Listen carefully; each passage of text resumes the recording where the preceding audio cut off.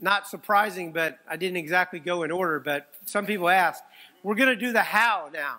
Like all that, how do we actually multiply disciples and churches that the whole world might know the Father has sent the Son? So we do a training that is called Why, Who, How.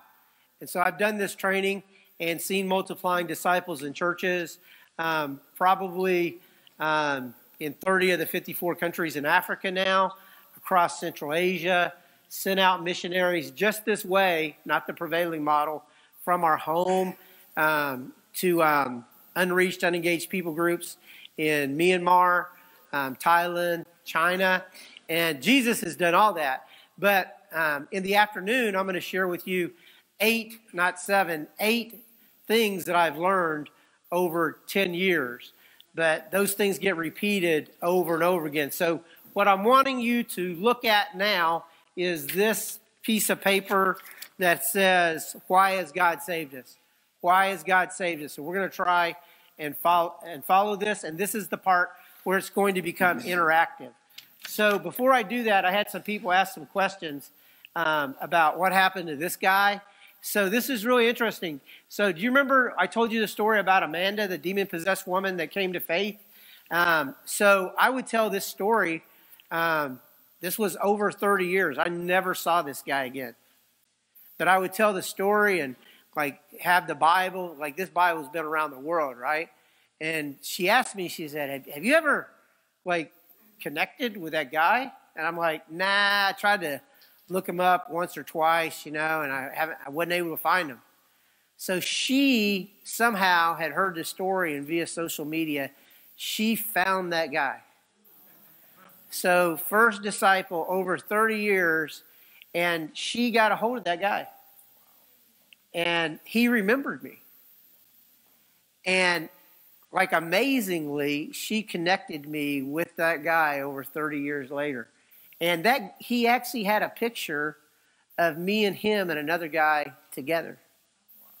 And I asked him, I said, what, did you like have any like thing from God about me? And he told me, he says, like, I remember I prayed for you and that God told me it was going to be okay. So yeah, I'm connected with that guy now, but he would never, like that's just a guy and another guy. But there's a lot of generations now passing on to faithful people. Like, in other words, I was a pre-disciple. He didn't even know. But he was faithful to share, right? And he didn't really have time. Like, he didn't have time to assist me inside of that. But what came out of there immediately, we were just talking about with Bob. So this was aboard, I was a merchant seaman. This was actually aboard a ship, right? And so aboard that ship, like after I'd come to faith, okay, so this is months later, there's a guy named Raul aboard that ship. And Raul comes up to me, and I will carry this Bible. All I did basically, like in growth, was I basically did my watch aboard the ship, okay, worked out, read the Bible, and prayed. That was basically my program. So I'm relieving Raul one day, and Raul goes, what happened to you? And I'm like, what are you talking about? The exact words. You're not drunk all the time. I'm like, oh, that. Never realized I didn't go to church. I didn't know anything yet, right? I knew Jesus, though, for sure. Like something had happened. And so I took the guy to John 3:16. And I said, nobody taught me this. I said, for God so loved Raul that he gave his only begotten son. That if Raul believes in Jesus, you won't perish. You'll have everlasting life. No training, right? And then I go, want to? That's what I said. Do you want to? And he goes, yeah. Fields are white unto harvest. So we started reading the Bible together. Basically, I'm going to show you guys how to do that same thing. This is going to be the how. So on that piece of paper, it says, why has God saved us? And the symbols go with it. You can keep going. The symbols on there, The reason that we do this with symbols is I've actually done this in South Sudan and a lot of other oral cultures, okay, where they can't read or write. 80% of the world, even literate people, guys, literate people prefer to receive, process, and to give out information orally. Even literate people. But the reality is all of this can work in non-literate cultures with pictures, and even that's how we're doing it among the deaf now. 70 million deaf people. Like, basically all deaf are lost. Like, we talk about unreached, unengaged people groups. Basically all the deaf are unreached. So how are deaf are going to reach deaf? So we've actually trained deaf now from Tampa. Deaf people came to Tampa, okay, to learn this stuff that I'm sharing with you, okay? And the deaf are actually going to deaf nations, okay? And some have language, like sign language, like there are different kinds of sign language. Some of them can share stuff, but they're developing these same tools in a deaf context, okay? The same exact training. Why, who, how? Let's do that together on 3. 1, 2, 3. We're going to be tribe. Why, who, how, okay? 1, 2, 3. Why, who, how? Not that good, okay? Stand up. Okay? On 3, I'm gonna ask, who are we? And you guys are going to say, why, who, how? Okay? Here we go. Who are we? Why, who, how? That's better, okay? Somebody get that. Somebody get that and send it to me, okay? That's really good, okay? I'm giving you time. Okay. Who are we? Why, who, how? Good job. Give yourself a hand. So we are the why, who, how tribe. Why, who, how? Why has God saved us? Who does he want us to share that with? How do we do it? Why, who, how? So we've done this training all over the world, house to house, city to city, region to region, nation to nation. And you guys, guess what you're supposed to do after you get that? Go and do it. Go and do it. You only have to be one step ahead. Most people are afraid. Don't be afraid. Jesus loves you. Don't be afraid. Most often repeated commandment in the Bible is fear not. Don't be afraid. False evidence appearing real. The devil's a liar. He wants to use your story and God's story to reach the Raúls, to reach the Amandas, to reach the Damians, and help them to do the same thing. You are important. You are his treasure. You are his workmanship, and he has a purpose for you. So why has God saved us? Because he loves us. For God so loved Terry, Larry, Emma, everybody. For God so loved. He loves us. And he wants his glory, Habakkuk, that the glory of God might cover the earth as the water covers the sea. The glory of Almighty God, he wants to cover the earth, every tribe, nation, language, and tongue. He loves us, and he wants us to cover the earth with his glory by going, making disciples, baptizing them, and training them to obey the same things. That's for all of us, not just the preachers. Make sense?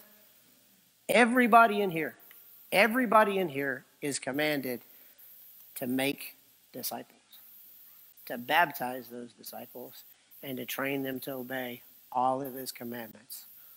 All of us, everyone, everywhere. So you guys remember the difference between addition and multiplication? How many people were obeying here? Just Frank. How many people were obeying over here?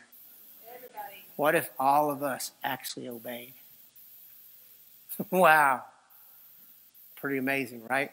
Okay, so why? Because he loves us. He wants his glory to cover the earth as the water covers the sea. You guys can look up those verses if you want to, but I'm not going to. I want to give you your first assignment, okay? Is he loves us, wants his glory to cover the earth, and he sends us the same way.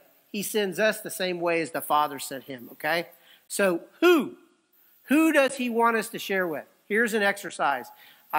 hoping you got a blank piece of paper on one of those pieces of paper. I want you to take 5 minutes right now. I just want you to take 5 minutes, and I want you to think about 20 people. 20 people that you know. You might not even know their name. You might just know them as like their function or something. I want you to make a list of 20 people that you know that are far from God.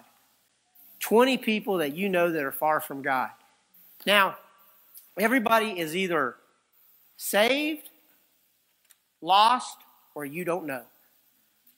So if you don't know 20 people that are far from God, so be it. Then make a list of people that you know. Make a relational network list. But try to put them at the top of people you know that are far from God. And have a list of 20, whether they're far from God or they're not.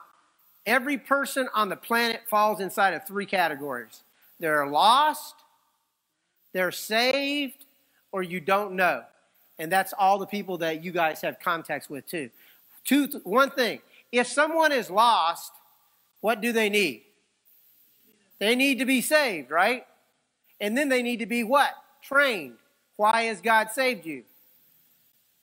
And then they need to learn the why, who, how. So lost people, you have to lead them to Jesus, okay? Right? Then share the why with them, right? And then you need to show them the how, who, and the how. To share their story, to share the gospel, okay? To meet as a church, and to multiply both disciples and churches. Are you guys with me? So in other words, if they're a Christian, you can just start the why, who, how, and train them. You don't have to lead them to Jesus first. You can just immediately train them. Who should you work with? The ones that want to. Want to? Yeah. Like, I'm not chasing the ones that don't want to. Who did Jesus hang out with most? He made it hard. Jesus used parables, hard sayings, and lordship statements to hang out with a few. Think about it. It's not going wide. It's pouring deeply into the few, the ones that he's given to you. You guys all know people. You all know at least 20 people. The ones that are lost, guess what? You need to lead them to Jesus, okay? Then you need to train them. If they're already saved and they want to, you just train them.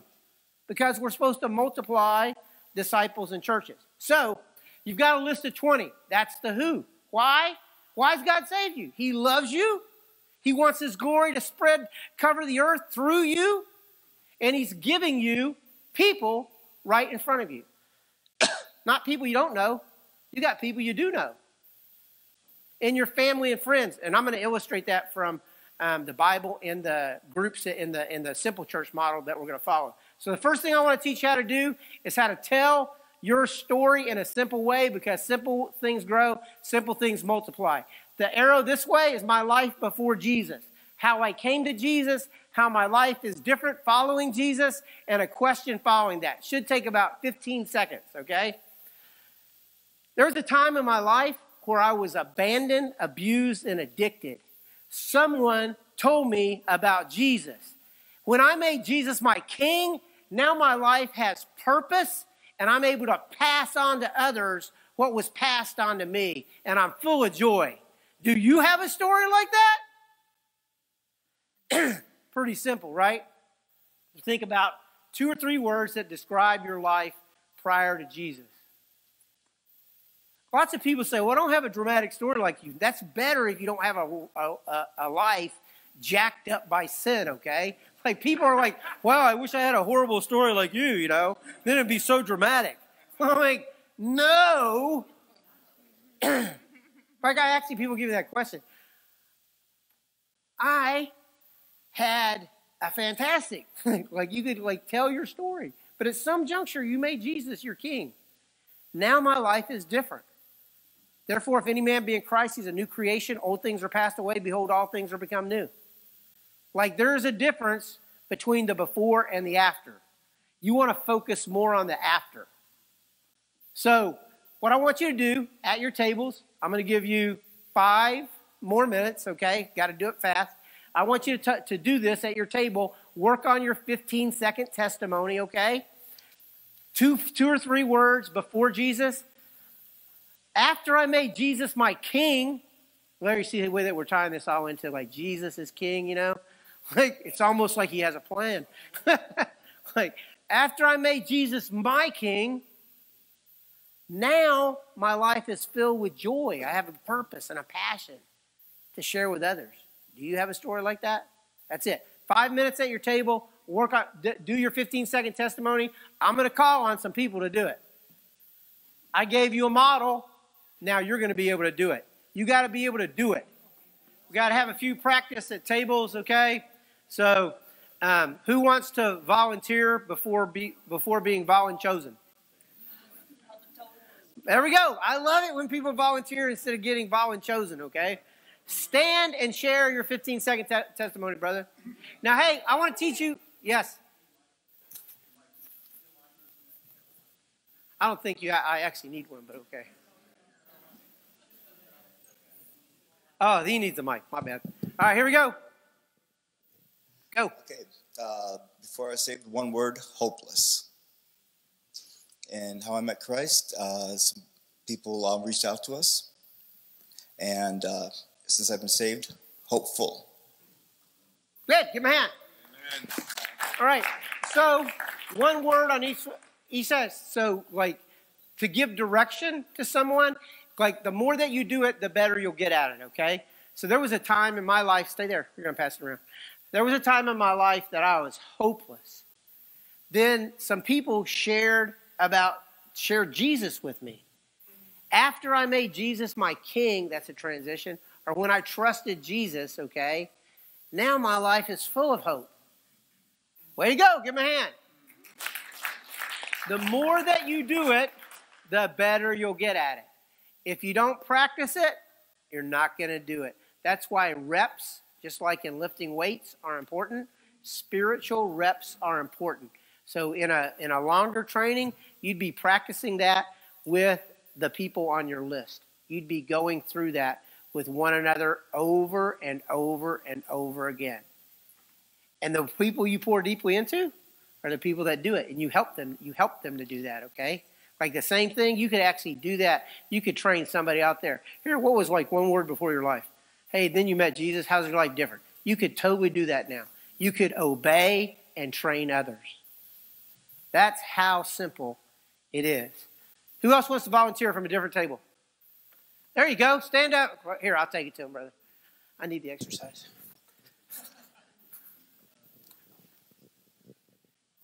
Here we go. Before I come to Jesus, I was hopeless. I was lost. And after Jesus, I'm hopeful. And I'm new create. So I'm be blessed for somebody else. So, what's the last part that neither one did? Can't see it? Question. Mm-hmm. Do you have a story like that? Yeah. So everybody needs to do the story to solicit a response, because the next part of this conversation is going to be the gospel presentation. So this is a two-part conversation. There's your 15-second testimony, and the gospel is coming next, okay? Give him a hand.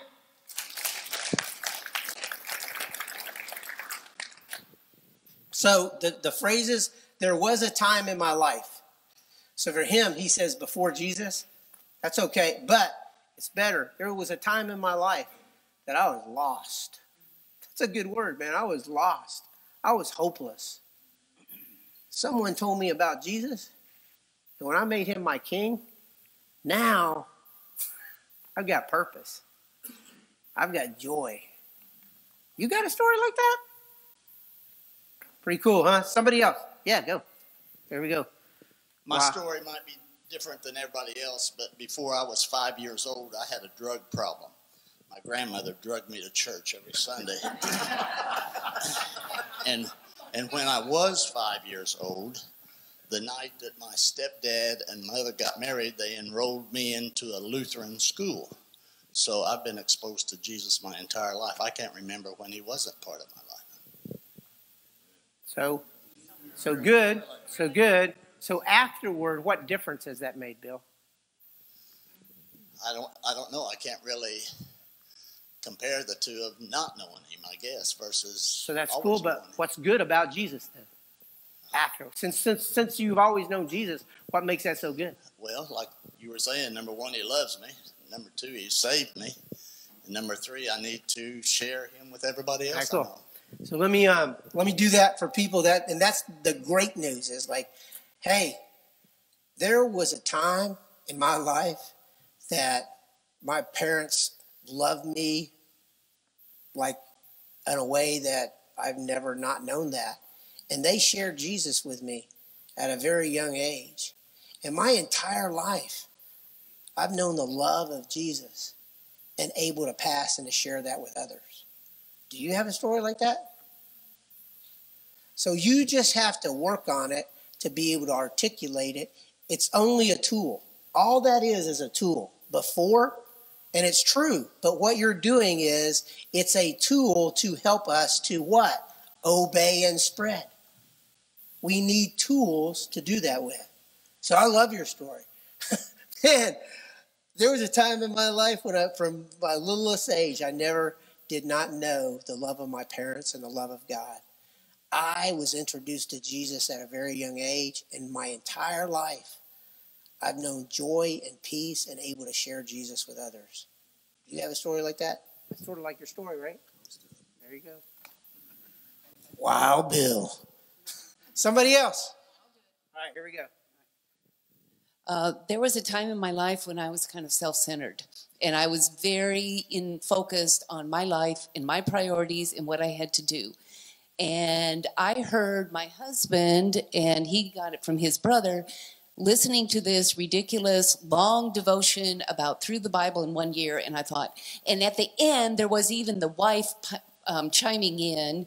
And I thought, that's ridiculous. Why would you spend all that time? And then God opened up my heart, and I started for my third time doing through the Bible in 1 year. And now I feel like God speaks to me every day, all the time. And it has made a difference. Your hand. Do you have a story like that? There you go. Now, that was awesome, okay? Much longer than 15 seconds, though, okay? So let me share. Let me do her story. I'm going to do her story, okay? There was a time, that was short. You see, Larry, you've been married longer than to exhibit that behavior, bro. There was a time in my life I was completely self-centered. Like all I cared about was me. But someone shared with me Jesus via a radio program. And when I responded to that and I made Jesus my king, now he speaks to me through the Bible. And I'm able to pass that on to others. Do you have a story like that? So working on tightening it, this takes practice. Like if you don't practice this, you won't do it. And the reality is inside of this, and I don't mean to be ugly, I've been nice up to now, right? Okay, is a lot of people won't do it. Because you learn by doing it. You learn like, anybody in here not know how to ride a bike? Everybody knows how to ride a bike.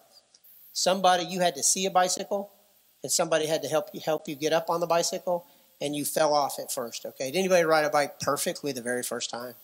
You're lying, okay? Okay, no. So it takes practice, right? But after a short period of time, you got really good at bike riding, and you didn't need any more help with bike riding. So there's a model and assist. I'm assisting you to. I showed you how to do it. You guys are practicing it immediately, okay? You've seen I've adjusted, I've corrected some things for you and doing it multiple times. You got to do it. Make sense? All right, one more over here. I'm going to volunteer someone. All right, here we go. There was a time in my life when I felt sadness, but someone shared the good news with me and I accepted Christ. And from that day, I experienced joy. Do you have a story like that? Yeah. Pretty good, huh? So the more that you do it, keep doing what you're doing, you'll get better at it. So the next piece of the how, why has God saved us? Because he loves us. He wants his glory to cover the earth, and he has sent us to share. Who? You got a list of 20. How? Tell your story. 15-second testimony. It's a tool. The next part, we're going to do a model, and I'm going to just have them share a tool called 3 circles and how you can share the gospel. This is a tool in 1 minute and 48 seconds. I'm going to show you a YouTube video of it, then I'm going to do it myself. Go. So we live in this world, and it's characterized by brokenness. We don't have to look very hard to see there are things like disease, disasters, wars. There's a lot of pain in this world, but this is not God's original design. God has a perfect design. And the way that we have gotten ourselves into brokenness is through something that the Bible calls sin. Sin is turning away from God's design and pursuing our own way, and that leads us to brokenness. Brokenness eventually leads us to death, and this death will separate us from God forever. But God doesn't want us to stay in brokenness, so he's made a way out, and that way is Jesus. Jesus comes and he enters into our brokenness, and the death that we deserve for pursuing brokenness, Jesus takes our place and dies on a cross, and his body is broken for us. And 3 days after he dies, he rose from the dead, and he made a way out of brokenness. And people try many things to get out of brokenness, things like religion, things like success or relationships, education, or drugs and alcohol. But none of these things can get us out of brokenness. The only way out is Jesus. And if we turn from our sin and believe that Jesus died for us and rose from the dead, we can leave brokenness and grow in a relationship with God and pursue his design. And more than that, we can go. We can be sent just like Jesus back into brokenness to help others come through him to pursue God's design. Now, there's 2 types of people in the world. There are people that are pursuing God's design, and there's people that are still in brokenness. We have to ask ourselves, where are we? So where do you think you are? Pretty cool, huh? That's the gospel. Watch, it won't be exactly the same. That was a model. Same thing. It's on the bookmark that you have. It's in that book, okay? This is a way of presenting the gospel, okay? So, Raheem, the guy that introduced me to Jesus, he told me that we live in a world of brokenness. Like there's death, there's disease, there's divorce. Like it's not a good place. I couldn't deny that. But what he told me, it wasn't always that way. In the beginning, there was a perfect world that God put mankind in, and they had a close relationship with God. But they rebelled against God. And that's how the world, all mankind, got into brokenness. That rebellion is called sin. Now, mankind tries to get out a lot of different ways. Substance abuse, religion, money. But none of those things actually get us out of brokenness. What my friend shared with me is that God loved mankind so much that he made one way out of brokenness. He sent his son Jesus to earth, who lived a perfect life. He never rebelled. He raised the dead. He caused the blind to see. And even though he didn't have to because he lived a perfect life, he died on the cross in our place. And to show that God accepted that sacrifice, one for all, he raised him from the dead, Raheem. And he told all his followers that saw him after he was risen to tell everyone everywhere if they would turn and believe that he died and rose again and trust him as their king, that they could enter back into that perfect relationship with God and they could grow. And not only that, then they could be sent back into brokenness to share that story. That's the story that my friend shared with me. And because we're talking, there's really only 2 places, man. There's either brokenness or God's perfect design. Where do you think you are? See, it goes to another question. Where do you think they are? Where do you think you are? So here's the thing. You got to practice it. And you got to basically, for people that are Christians to learn how to share the gospel, Like, I didn't say redeemed. I didn't say justified, okay? I didn't say all those Bible words, okay? It's a story, okay? And so the same thing, you have to practice it. You have to practice sharing the gospel. So if Raheem says, yeah, I'm totally in God's perfect design, I'm a believer, what am I going to do with him? Why, who, how? Why has God saved you, bro? Because he loves you. He wants it to spread across the whole earth, so he sent you.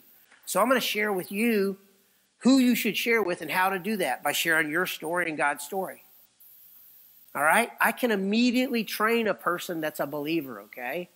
If they're not a believer, what do? Lead them to Jesus. Hey, want to? Want to? Yeah? Hey, you can call on Jesus and say, Jesus, I want to make you my king. I want to follow you and obey you the rest of my life. You ready for that, bro? Cool. First thing he wants you to do, man, is put on a Jesus jersey, man. It's like basically say, I'm about Jesus and get baptized. Let's do that right now, bro. I got a pool right over here. Immediate obedience to his commands. So that's what is crazy for people. Like, I'm supposed to do that? Isn't that what he said? Make disciples by going, baptizing, teaching them to obey. Everybody's supposed to obey. So that's like immediate, like you're doing that with them, okay? So at your tables, like I got to go fast because I got to get to the small group, to the church circle, okay? I want you guys to actually draw those 3 circles and to make an effort at actually sharing that with somebody at your table. Try and do it. I know that you got 2 models. It's not easy, okay? But try, okay? And we'll share that YouTube video. That's a resource on there that you can go over and over and over again. But everybody try. Take about 3 to 5 minutes and do that. Okay, I realize that that's the shortest practice time that I've ever done in training, so I'm going to give you a tool that's going to help you with it. If you can throw that picture on the screen of the website. There's a website. It's called zume.training, zume.training. And this is an online tool that will take you through 10 lessons of what I'm attempting to cover in 2 hours, okay? So zume.training, here is a series of 10 lessons that you can go through in a small, like a house church format in learning how to do the why, who, how over a 10-week period of time with one another. So this is multiplied. This actually was catalyzed from Tampa. Like originally, Curtis is an online training format for people that want to pursue multiplying disciples and churches. I'll give you, everybody here, like there's tons of people, disciples in Tampa and Fort Myers, is like everything we have is yours, okay? So the key is to stay connected and we will serve you, okay? That's what we're supposed to do as disciples in churches. So Zume.training. So the last thing that I want to share, and I want to do it with, where'd my piece of paper go, is we want to talk about the small church. Remember I talked about that being a spiritual family? So there's a tool. There's a tool for sharing your story. There's a tool for sharing God's story. And there's a tool for us gathering together to focus on loving God, loving others, and making disciples who make disciples with Jesus as our King. And it's called 3/3, okay? So if you look on the right-hand side of that paper where it says group meeting format, 3/3, that 3/3 group has 3 sections, so to speak. You have, watch, I'll teach some people some Swahili today. They have look back, look up, look forward. Let's do it together. Say look back, look up, look forward. Again, look back. Everybody do it with their hand. Look back, look up, look forward. Now Swahili. Numa, Juu, Bele. Ah, you guys speak Swahili better than English. Numa, Juu, Bele. So I could do that in Turkana or a bunch of other languages. So it's pretty cool. So this is where we look at the Word of God. Okay? And so in the look back part, it has three parts. We have care and worship. So do the motions, okay? So care and worship. Say it. Care and worship. Okay. All right. Let's go back. Look back. Care and worship. Okay. And then check up. Check up. Like, did we obey what he said to the next week? Like this, there's accountability built into this. How did you share your story and Jesus' story last week? This we never miss. We never miss accountability because obeying Jesus, loving Jesus means obeying Jesus. Remember what a disciple is? Hears, obeys, and spreads, shares. If you're not hearing, obeying, and sharing, it's not going to multiply. And accountability is loving accountability. So we never skip. Care and worship, it can be music. You can take the Lord's Supper. There's praying for one another, okay? It's just in a smaller format, okay? So care and worship, accountability, check up, did you obey? And then vision. Vision. Vision is what? That the whole world might know. Until there's no place left. That every tribe, nation, language, and tongue will bow and confess that Jesus is Lord. That we're sent to reach the nations. It can be a sentence or it can be a story. That it doesn't have to be long. So in look back, we have 3 parts. Look back, care and worship, check up, vision. Look up, we pray, we read the Bible or tell the story. What do you like about it? What do you not like about it? What do you like? What's challenging? Read or tell the story again. What's it teach you about God? What's it teach you about people? So look up, pray, read the Bible. What do you like about it? What's challenging you not like about it? Read or tell it again. What's it teach you about God? What's it teach you about people? 4 questions. The message, how is this different from the addition model? One guy is talking, usually at the front, okay, to everybody else. This one in Look Up, it's participatory, it's discussion, not lecture, and the message is hearing how God is speaking to the body. We need one another. This is discussion-based, not lecture-based, and it's obedience-based discipleship. So look forward, pray, ask questions. What are you saying to me from the passage? How do you want me to obey? Who do you want me to share with? What are you saying? Because a disciple hears, obeys, and spreads. The tool is a tool to help us hear, obey, and spread in loving accountability with one another until the whole world knows. Come on! The gospel works if you work it. All right, so I'm going to tell a story now, and you're going to do the look up and the look forward part because you've never met before. So I'm going to tell a story, okay? And then somebody at your table the second time is going to tell it again.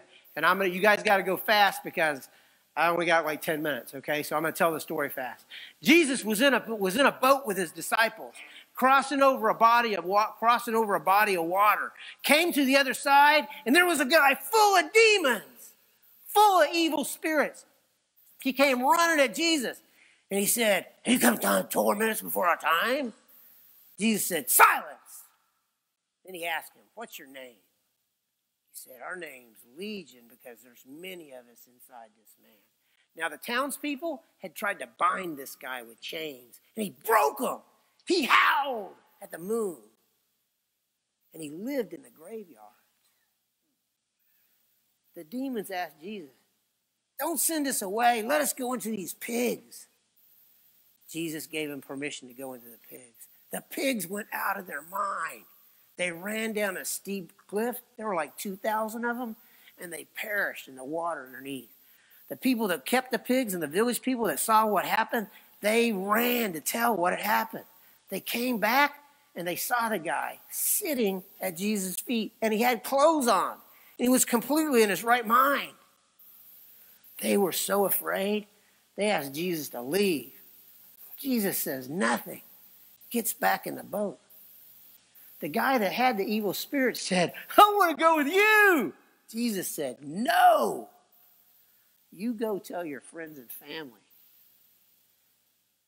what the Son of God has done for you. So the guy went to the surrounding 10 villages, telling everyone everywhere what Jesus had done for him. And everybody that heard the story was amazed. All right, you're at the part of what do you like about it? What do you find challenging? The oldest person at your table is facilitating. Y'all figure that out. Whoever that is. The oldest person at your table is facilitating the discussion. Go. All right, guys, let me get your attention. So I tried to cram like a ton of stuff into like 1 hour. So that's why the Zoom-A.training will be really helpful for you. And then I'll share people that are willing to coach into you guys if you pull. So I got 2 more quick stories. The look forward part would be where you take 3, 5, 10 minutes and you actually pray and you're just asking those questions. What are you saying, God? How do you want me to obey? Basically, how do you want me to apply it? And who do you want me to share my story or God's story with? So you're basically asking God, how do I obey? Who do you want me to train or share with? Because what are we trying to be? Disciples and churches where everybody obeys, that are hearing, obeying, and spreading. We want to be this kind of disciples and churches that intentionally want to multiply in obedience to Jesus as our King. I've been meeting this way for over a decade now. And Jesus is faithful to multiply his church, to multiply disciples and churches as we hear, obey, and spread. It's not because of the tools, actually. The tools are just, thank you, bro. The tools are just helpful means. We're not worshiping method idolatry, okay? It's not the method. It's not production-based. It's God that takes our allegiance, our intimacy with him, and we're intentional about obeying and spreading. So there's all kinds of practical questions that I'll have time for this afternoon, like what about kids? You know, if people want to know those things. What about heresy? Those are always the questions, the same questions that you get. But the way that it actually happens is we trust the Holy Spirit, and we're the message. And we actually develop communities, small communities that are loving.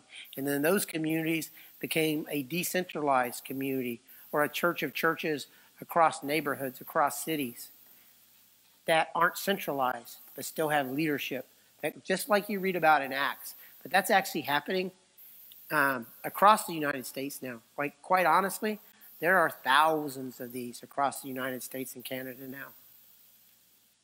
And globally, like we used to be on a bar graph in the United States, we were like nowhere. Jesus is giving the increase, and I believe in this room that there's good soil. So I'll say to you, Curtis would spend 1 week, 1 hour, one day a week the first month. The second month, he'd say, only going to meet with you 2 times. The third month, he could see that I was obeying. He said, you can call me whenever you want. I'm not joking. I called him multiple times a day and multiple times a week for years because I pulled. And I didn't know anybody else that was doing that. So all I did was the same thing with Amanda. She was demon-possessed. She'd call me, they're back. Oh, I did. But I don't have to talk to her as much anymore. I could pick up the phone right now and Curtis will answer the phone.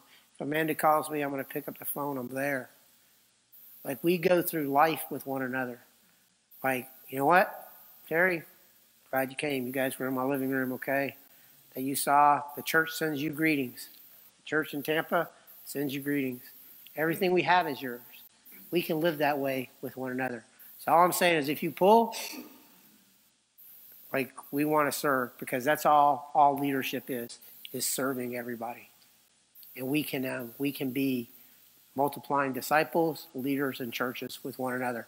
So I apologize that you had to try to drink out of a fire hydrant for this stuff, but I'll share the underlying principles this afternoon.